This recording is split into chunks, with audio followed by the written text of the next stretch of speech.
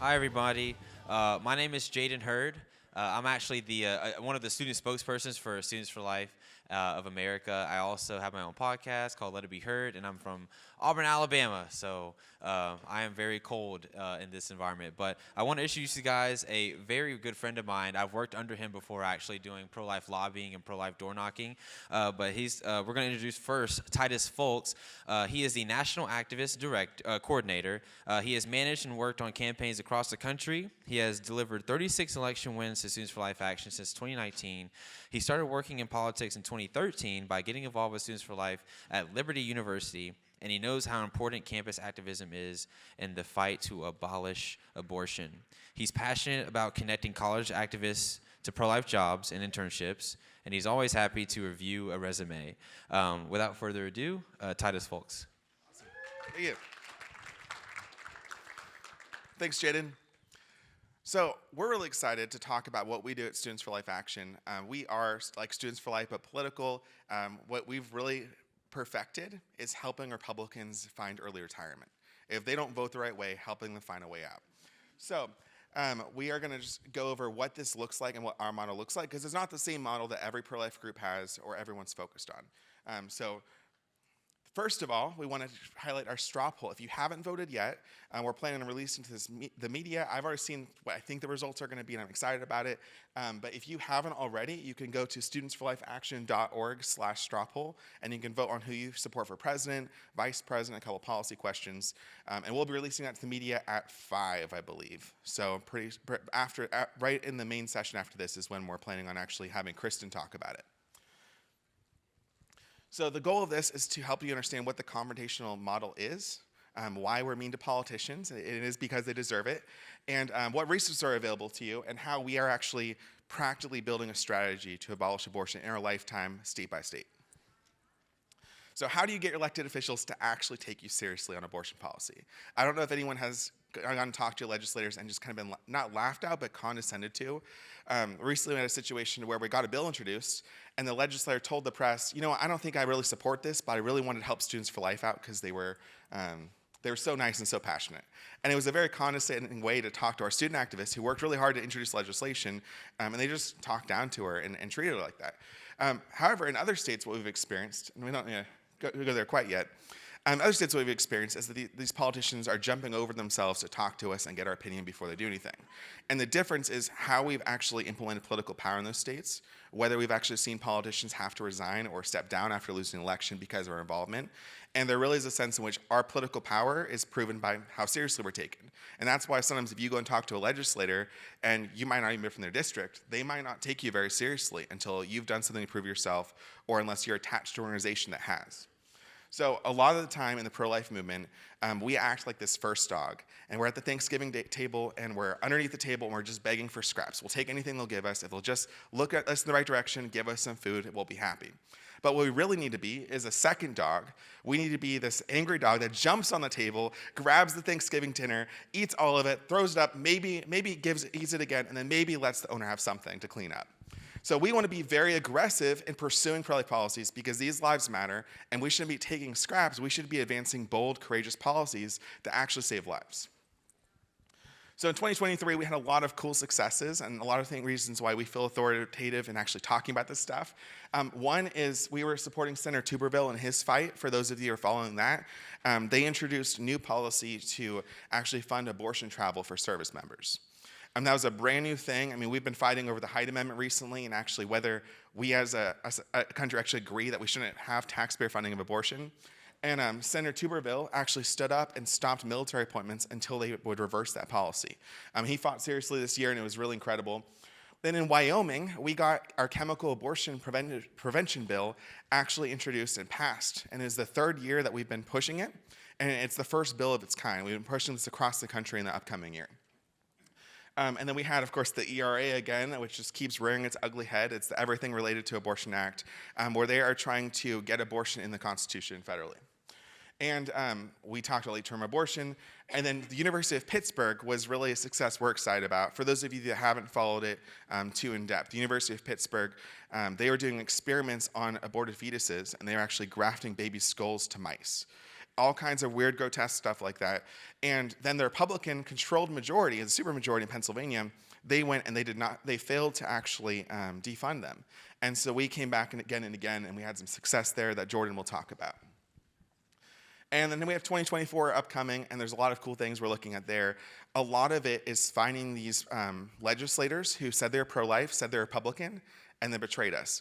So right after Roe was reversed, we had multiple states having special sessions, actually looking at what their legislation would be like.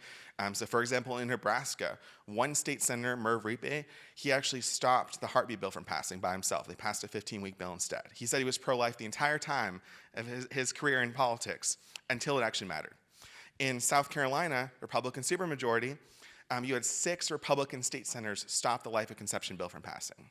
So the solution to that, when you find these Republicans, is to help them retire, get involved in their primaries, and make them disappear. Like, honestly, you're trying to end their political careers, and if you fail at it, at least make them scared so they actually cave to us. If we have real political power, we can actually tell them what to do when it comes to these votes versus begging for it and hoping for the best. So what do politicians actually like? When it comes to lobbying, when it comes to influencing politicians, there's some things that they like and some things that we don't like. So it's the carrot and the stick, and we want to use both. So they like good press, they like public praise, they like being the center of attention, or you attacking their opponent in the primary or the general election. They don't like not having a challenger in an election. There's so many legislators in this country who have never had a general election, let alone a primary challenge. And they can sit there for 10, 20 years and have no challenge at all, or at least no serious challenge. And if you're a state legislator, that means you can focus on your business, you can go golfing, you can take that vacation. But if you have a challenger, even just on paper, suddenly you have to start calling up your friends and asking for money.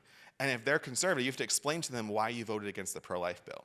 So just having a challenger is something that they hate, but being free is different.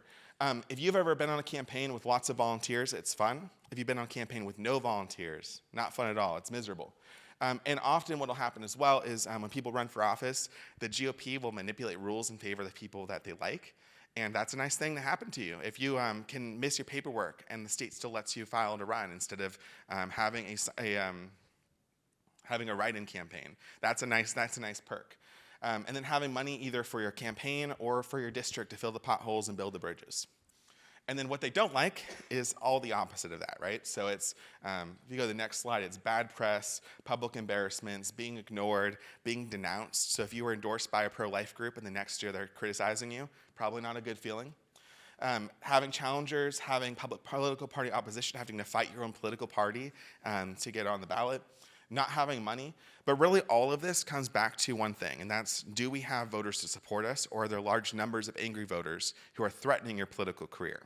And so all these things are a test of political power and whether we actually have people on our side who are upset about what they're doing.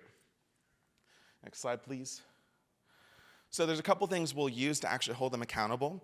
So that includes door-to-door knocking, which we've done across the country, text messages, email, postcards, mail.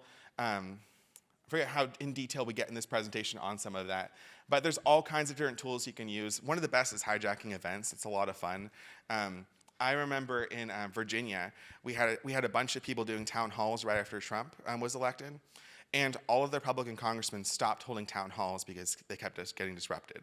And so what the Democrats would do is they had this lady with a sweet hat in the front, and she had a green flag and a red flag.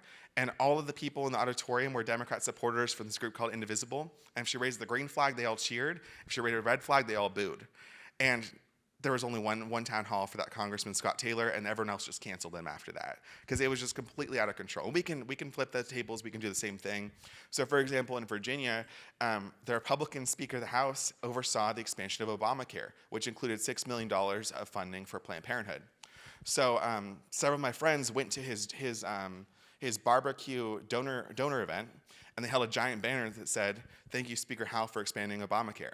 So that caused a lot of problems. He had to talk to donors about why the pro-lifers were upset at him for a Republican primary he was preparing for. We can go to the next one. You know, a couple examples here, but all of it comes down to keeping in mind that small hinges open big doors. If you are actually running in these elections, it can be a few hundred voters that decide whether you win your primary. For example, one of our students, Caitlin Rook, ran for state representative. She had 905 likely Republican voters in our state representative race. So these state representatives, state senators who are running like this, it's not a lot of voters that need to be angry at them for them to be really scared and to change behavior or lose their election.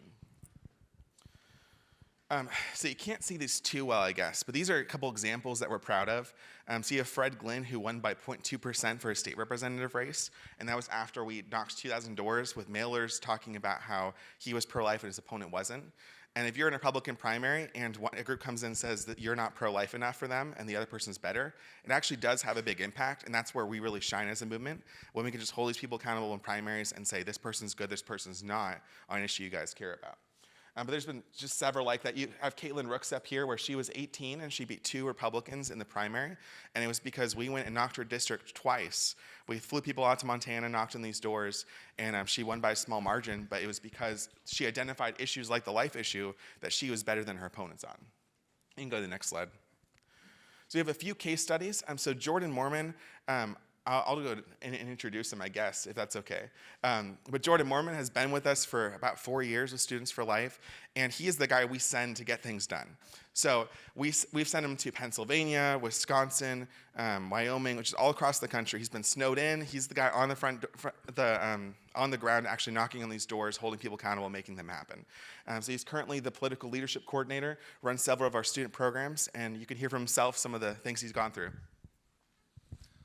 All right. All right, thank you for that intro. Let's look at some of the work we did in Pennsylvania. So as Titus alluded, there is an appropriations bill that funds the University of Pitt. And the University of Pitt, as Titus said, is doing these absolutely grotesque studies on aborted fetuses. And Republicans, for whatever reason, seem to not have a problem funding Pitt. So in the words of Titus, we had to help a few retire, and we're still working on always to help a few retire who supported the budget. So last primary season, 3 incumbents were voted out by pro-lifers. This was pretty cool, and the cool thing about this is that there was only a team of 8 of us for a guy named Representative Joe Dorsey's race. There's a team of 8 of us knocking for 4 days. We did it twice. We did it once in October and once in November. That's a couple thousand doors. And what we were able to do is Joe Dorsey won by a few hundred votes, and you'll see later on that he credits us with that win. So basically, we look at the roll call vote, and what the roll call vote is who voted, basically who voted in what way on the appropriations bill that funds the University of Pitt. And then we figure out which of those Republicans voted poorly on the roll call vote, and then we go and educate voters in their district. So Joe Dorsey versus Keith Gillespie was one of them.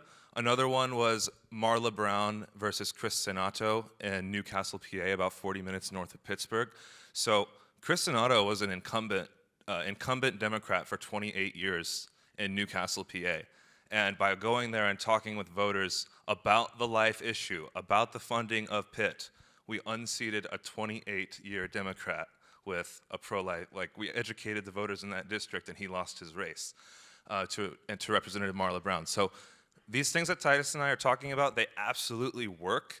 And what we do is we just look at how the bad ones voted on the roll call vote, and then we go and educate voters in that district. And it doesn't take much. Titus said small hinges open big doors. We only knocked a few thousand doors in these districts. And the representatives only won. These are state-level races. They only won by a few hundred votes, but they won, right? So SFL Action made it known that they voted incorrectly on the 2022 budget amendment that funded Pitt. And one state legislator noted that SFL Action was the only pro-life group that actually does anything in Pennsylvania. So we were pretty honored with that accolade. And of the 3 defeated, one of the entrenched incumbents was the appropriations chairman and the 30-year incumbent I mentioned, Chris Sinato in Newcastle, PA. So he was unseated, and we pretty much credit this with the education we did on the life issue. And as you can see here, Representative Joe Dorsey says, I won a primary last election against a 20-year incumbent thanks to the voter education efforts of Students for Life Action, knocking doors, sending mail, sending text, and making calls to exposing the incumbent on this issue. So when people say life isn't a winning issue, we can certainly point them to Pennsylvania, point them to Montana, point them to Wyoming, Oklahoma, certainly any other of those states. So we educated purely on this funding of the University of Pitt, and we're finding out that the constituents don't like that their quote-unquote pro-life representatives fund the University of Pitt. So the legislative session, Students for Life Action, mobilized to stop UPitt's research through phone calls, text messages, door knocking, and lobby days. We delivered letters to every single Republican legislator in Harrisburg. It took me like 8 hours to do, but it was fun. And because of our efforts, budget leaders have been unable to garner the votes necessary to grant the state university continued funding, and it remains without state support, with no further attempts to grant it funding in sight. So these tactics that Titus and I are talking about, they work, they're tried and tested. We got it done in Pennsylvania, so pretty cool stuff. And then Titus, I'll pass it off to you to talk about Oklahoma, because this was kind of your deal. Yeah. So with Oklahoma, it was interesting. This was one of our first big successes, and it was actually a life at conception bill, like right before Roe was actually reversed. So what was interesting for us was we knew people on the inside. We had several legislative leaders who were giving us intel, talking to us about what was going on. And then from the outside, we were putting pressure on things to get further along. So the way it kind of works is you have a committee that usually the legislation is trapped in. And so what we would do is we'd find out who was running that committee, and we would just bombard them with emails, texts, and calls from their constituents. So we would send out 20,000 text messages to their district, let them know that their legislator was refusing to give momentum to the pro-life bill, and then he would advance the legislation. It was just rinse, repeat from that. I don't think we did as many. I don't think we really had to replace anyone in this one as much as just put political pressure on the right people. And so it's just a matter of figuring who was actually squishy when it came to this vote, and was potentially squishy when it came to the House and the Senate. And based on past votes, you can kind of look at it, you can kind of make an educated guess on how that's going to be. And we were able to hold them accountable. So it didn't take that many doors even. We sent a regional coordinator, they got 4 students together, and they put pressure on individual legislators who we thought were possibly not having a backbone on this, not actually going to be pro-life. 4 lobby days. I mean, what was interesting with this was, like, with the calls and emails, a lot of that was, it's grassroots. Like, either it happens or it doesn't. We'll send out information about what's going on, and sometimes people just don't care, and sometimes they're excited to actually make an impact and follow up with them. So this is one, I mean, it costs $48,000, but in the course of, I think it was 2 years ultimately, we got a life at conception bill passed. And there's states that, prior to about 2013, 2014, most states didn't even have heartbeat bills getting passed, and even the most conservative ones. So here you go. All right, and then next we have Wyoming, my favorite. All right, so Wyoming's a really kind of a long story. The bill that we introduced was a chemical abortion ban, and the story actually starts in 2021 with a guy named Representative Chuck Gray, who helped us introduce the chemical abortion bill. And the bill failed, but we got the roll call vote, so we know how each representative voted. And what we did was we targeted each Republican who voted against the chemical abortion bill.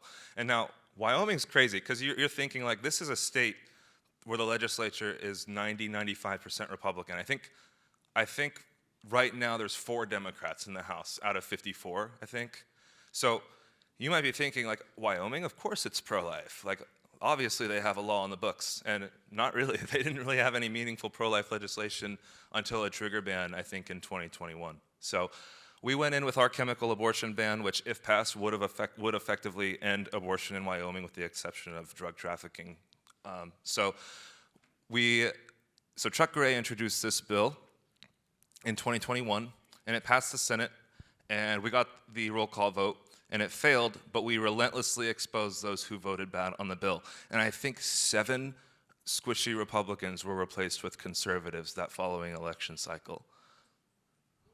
So a very short budget session renders any meaningful pro-life legislation doubtful. So intel from broader pro-life coalition reports leadership's excuses why they're not passing pro-life legislation. The session's too short. That's why we can't pass pro-life legislation. Yeah, okay. So Representative Barbara Ehart has asked for the model bills and intends to introduce them. Members of our team are also planning to approach the governor to see if he will consider using our model regulatory directive to have the health department adopt emergency rulemaking to require in-person dispensing and more. So that's intel from broader pro-life coalition legislators, shows a changing tone. And again, this tone is shifting because after our bill failed in 2021, they realized that we meant business. We sent mailers, we sent texts, we sent calls. We have two really powerful pro-life groups in Wyoming, at Wyoming Catholic College and University of Wyoming, and I think these people saw, after our bill got shot down, that we meant business. So Sharon Breitweiser, Executive Director of Pro-Choice Wyoming, wants to dispel the notion that abortion rights were ever completely secure in Wyoming. She says, we worked our butts off every year from 1990 through 2022, but it's obviously gotten worse in the last few years. And we were honored, absolutely honored, to have her say that the anti-abortion activists have put more pressure on legislators using what she described as bullying tactics. So we were proud to have bullied them into not killing babies. That was pretty cool. So we did 52,225 mail pieces. And actually, when I got to Cheyenne in February, I had people telling me, Students for Life, we remember your mailers. Like, you're the one who sent us those nasty mailers. And I said, yes, we were. We'll do it again. So we sent mail in 14 districts, and like I said, 7 pro-choice Republicans were defeated, and 7 conservative ones elected, which was pretty cool. So, like I said, in 2022, incumbents lose to real pro-life challengers, and we had multiple champions elected, including Sarah Penn, who was a pro-life nurse who testified in favor of all of our legislation and against the proposed amendments, and Bob Ide, who we also door-knocked for. So pro-lifers voted out several Republican incumbents in the primaries who voted against our Chemical Abortion Act that was introduced in 2021. And what you guys have to, I hope you take away from this, is that the legislative session and the election seasons are married. They're tied together. You cannot separate them. So you look at how they vote in the legislative session, and then you go and visit their districts in the election season, depending, and maybe help them retire. So our House sponsor and a pro-life champion who forced the roll call won statewide office. Representative Chuck Gray went on to be Secretary of State. Great guy. And our Chemical Abortion Prevention Act was reintroduced in 2023 with a record of initial co-sponsors. So it was introduced by Senator Tim Salazar. And I'll kind of tell you the story of the timeline of those 3 weeks leading up to the governor signing. I think we have time for that. Yeah. So the bill was assigned by Speaker Albert Summers. I was told calling him Al was disrespectful, but when I learned he was pro-choice, I called him Speaker Al. So Speaker Al Summers assigned the bill to the Revenue Committee. He did a Pontius Pilate and kind of just assigned it to a swing committee. Whatever happens, happens. Not his problem. And the vote that we needed on the swing committee was someone by the name of Representative Ember Oakley. So I fly from Philadelphia to Denver, and then I rent a car, and I drive an hour and a half north to Cheyenne, and when I get to Cheyenne, I get the call, go knock in Representative Ember Oakley's district. Now, Wyoming is not a small state. Ember Oakley's district was 5 hours away. So I drive those 5 hours, get a hotel in Ember Oakley's district, and we knocked about 1,200, 1,300 doors, which really got her attention. She started to chatter about it in the house, and other people were hearing about it. And eventually, I got in my car to drive back to Cheyenne, but because door knocking in Wyoming is kind of like trying to invade Russia in the winter, I got stuck. I got stuck in a motel for 4 nights, 5 days, and while I was there, and this is the impact that I think people don't realize you can have just by making phone calls, I called every Knights of Columbus council in Wyoming. I called every single precinct committeeman that I could find that was publicly listed. I called every single Students for Life chapter that was in our own database. So I made calls for hours, emails, everything I could find. 40 Days for Life chapters, Catholic churches, whatever sidewalk counseling lists. There were just countless groups to find. I found a coffee shop with the little policeman blue line sticker, and I thought, oh, maybe these people are conservative and they'll talk to me. And they talked to me. It was cool. So you never know where you're going to be able to network with conservatives. But eventually the snow let up. I made it to Cheyenne. I picked up our resident pharmacist at Students for Life, Mary Curtis, who helped me lobby. And we met with about 25 legislators. And it was amazing, you guys. This stuff works so well that Representative Jared Olson walked up to me and said, I am for the amendments that are gutting your bill. And then by the next day, he testified in favor of he testified against those amendments. He flipped. He talked with us. We went out and did some door knocking in his colleagues' districts, went back the next day, and then all of a sudden he's on our side. It was awesome. It was the greatest flip I've ever seen. He just explicitly, I'm for these amendments. Oh, really? Talk to us tomorrow. I'm against these amendments. Thank you. And so we talked with another one named Representative Landon Brown, and he was really squishy. You know, he used trigger phrases like, here's what you've got to understand about Wyoming. And so we went and door knocked his district. He's like, I'm pro-life, but here's what you've got to understand. Anytime a politician says, here's what you've got to understand, they're about to lie to you, more than likely. So he said, here's what you've got to understand. And we went and door knocked his district, and then the next day he wouldn't talk to us. I don't know why. It was crazy. So we went and door knocked it again, and it was fun. But these tactics worked, and eventually everybody voted yes to final passage. Most of the Republicans voted yes to final passage. We got a lot of people to testify against our amendments, and now in Wyoming, the governor ended up signing the law banning chemical abortion in Wyoming, and 100% of the abortions in Wyoming were chemical abortion. So there is no more abortion in Wyoming, thanks to the work of Students for Life Action. So that was pretty cool. I could go on about Wyoming, but obviously we don't have the hours that I'd like to spend talking about Wyoming. So we've got some other accountability fights that I think, Titus, you wanted to talk about? Oh, you can take this. Yep.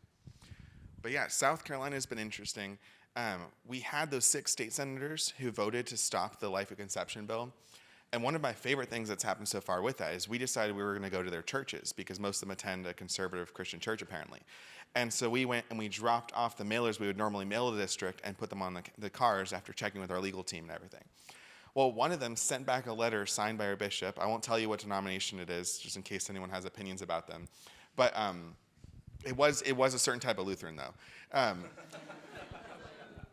But they sent me back this letter criticizing us and calling us to repent for littering after we left those mailers on their car door. But that's one that's ongoing because it really is a state where there's no reason why South Carolina shouldn't have a life of conception bill. When you look at the almost 15 states that have life of conception bills, there's no reason South Carolina shouldn't be on the list. And right after Roe was reversed, they were the 3rd state to even consider it. And it just so narrowly stopped. And all of these 6 state senators, none of them ran as being pro-choice. They all ran as being pro-life, and then something changed their mind. And that's a lot of what we run into. So like I'm in Indiana. In Indiana, we had Republicans who were giving speeches like, I've been pro-life for 10 years. I've always voted for the pro-life bill. But I think I'm pro-life and pro-choice now, right? All kinds of crazy nonsense like that where they've been lying to get elected. And now that it's actually time to do the pro-life thing, they're not doing the pro-life thing. And that's what we have to look out for and then call them out on. We can keep on going on this one for a little bit. But Nebraska, we bought a billboard recently. So the billboard talking about how he's the reason why we don't have even a heartbeat bill in Nebraska. Nebraska, again, a conservative state, they only have, is it 12 or 15 weeks that they actually have? 15. So if you know anything about a 15-week ban, that doesn't even stop 5% of abortions if you start including all the exceptions. So at a federal level, maybe at a state level, that's just a waste of time.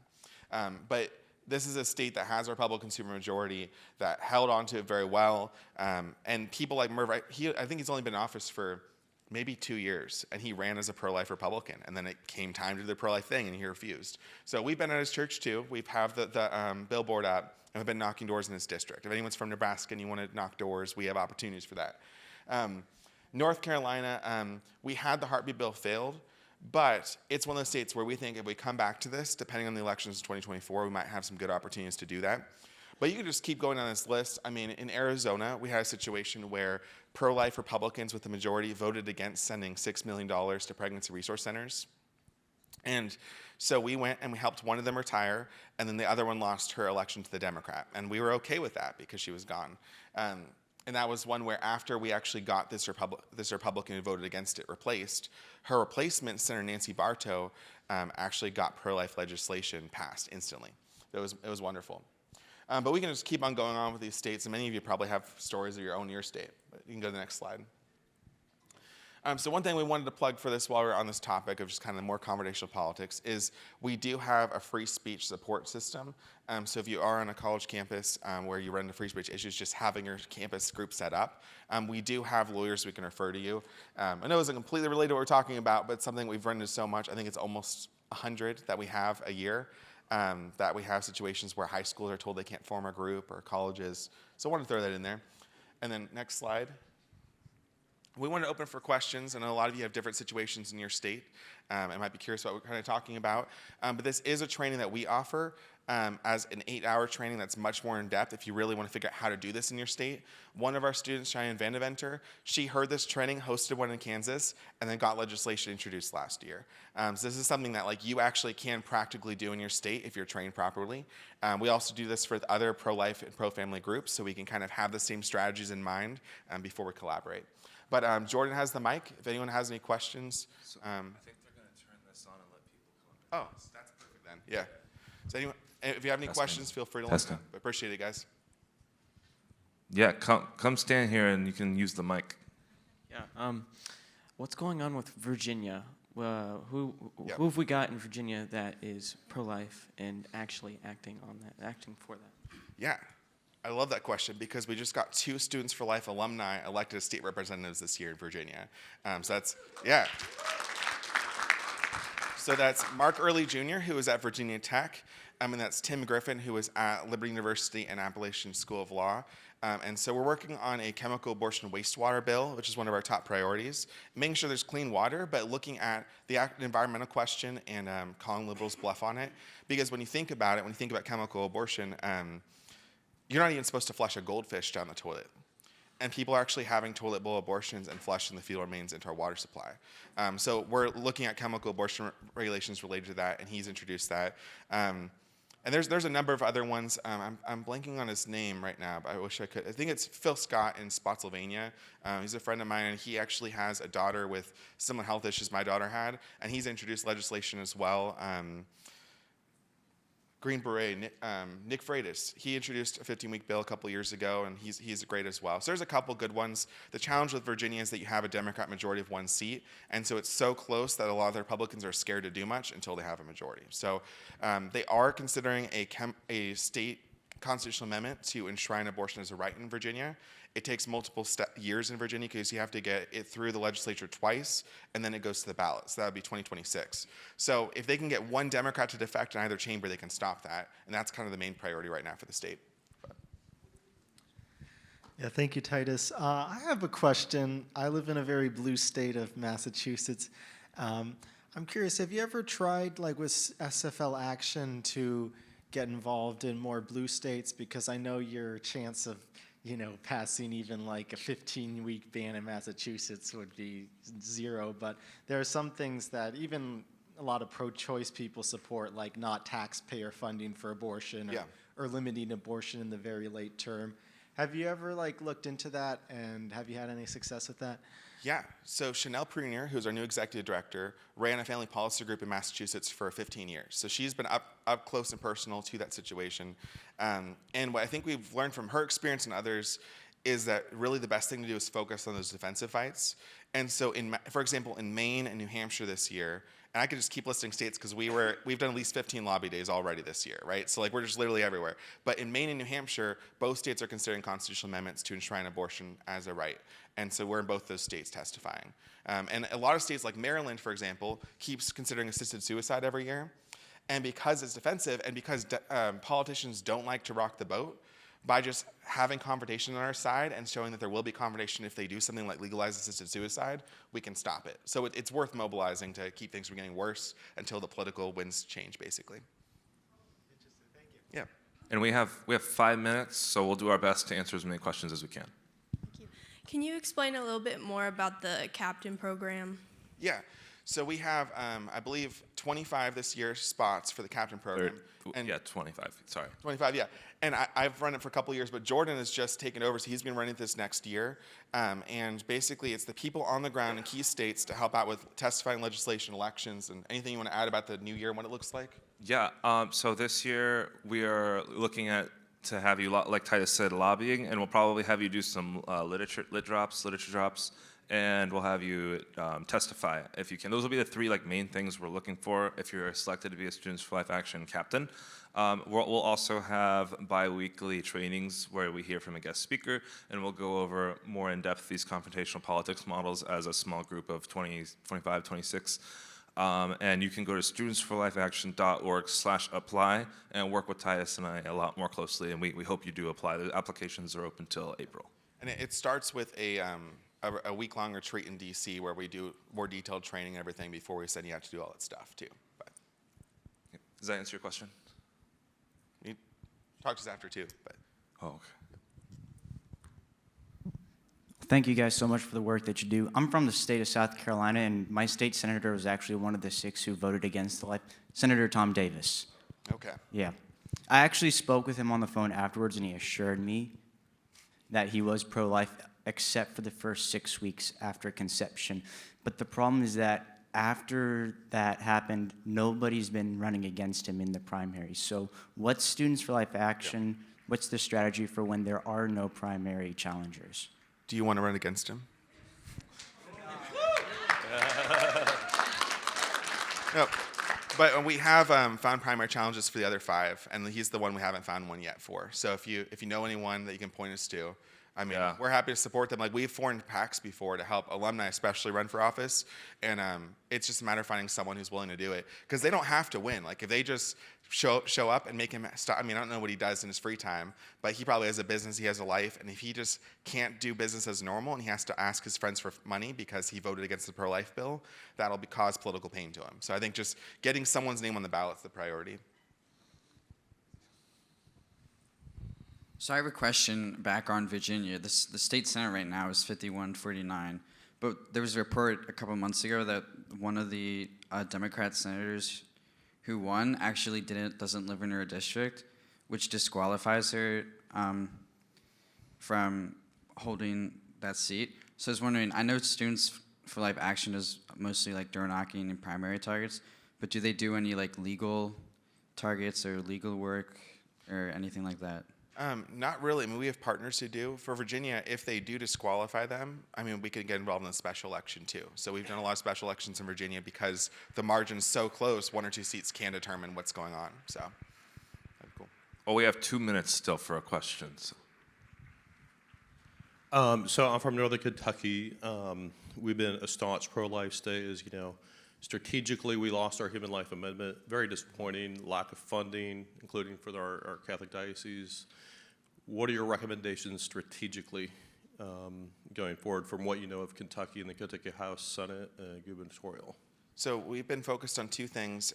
One is we've been hearing a lot of rumors that Republican leadership wants to add exceptions in Kentucky. And so it might be a defensive thing because they have a good pro-life law in place. And it's a matter of keeping it from the tinkers who want to add little things here and there, right?